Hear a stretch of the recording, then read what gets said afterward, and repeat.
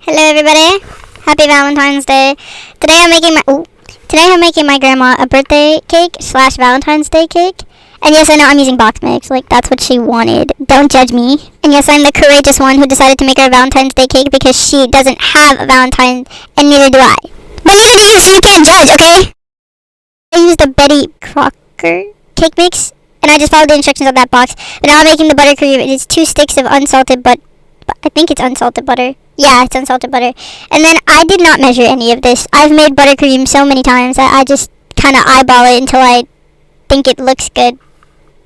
Now I'm adding in some vanilla extract and half, and I beat it up. But then it started making this really weird noise.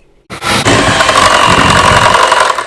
tried to fix it, but it didn't work. It kind of just broke on me mid-cake making. So I had to do the buttercream by hand. That really hurt.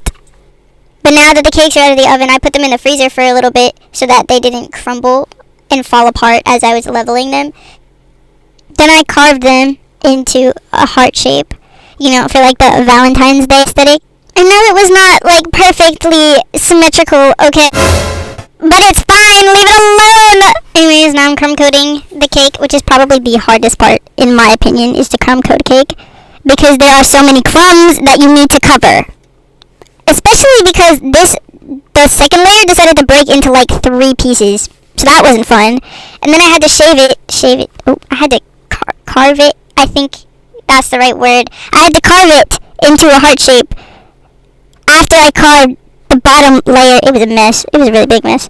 But then I let that sit in the freezer for overnight. And then before I went to work the next day, I just covered it in a bunch of pink icing to make it look like a cute little heart. And yes, putting it in the freezer is like a crucial step because it makes it so much easier to frost a cake. I learned that the hard way.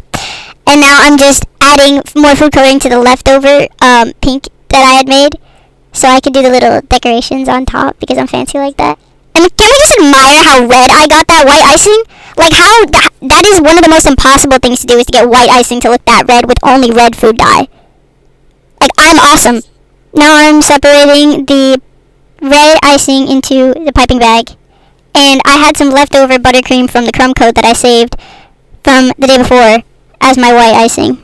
Then I put a little too much red in there by accident, and I tried to take it out. It didn't really work because then my hands looked like a bloody massacre, and I looked like I murdered somebody. Then it was time to do the little decorations. I did some little swirls on mine, and the red was holding up really well. The white, not so much. Oh, disaster! Anyways, now it's time to put the sprinkles on. And I started off putting them one by one, but then I kind of got fed up with it and started throwing them on the cake. But it worked! I mean, look how amazing I did. That's amazing. I'm amazing, guys. Bye!